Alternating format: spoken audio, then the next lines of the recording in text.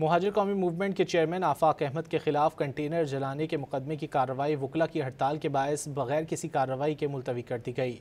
कराची की इंसदादी दहशतगर्दी अदालत में कंटेनर जलाने के मुकदमे में मुहाजिर कौमी मूवमेंट के चेयरमैन आफाक अहमद और दीगर मुल्जिमान पेश हुए। ताहम अदालत ने सीनियर वकील ख्वाजा शमसुल इस्लाम के कत्ल के खिलाफ वकला की हड़ताल के बायस समात बगैर किसी कार्रवाई के मुलतवी कर दी।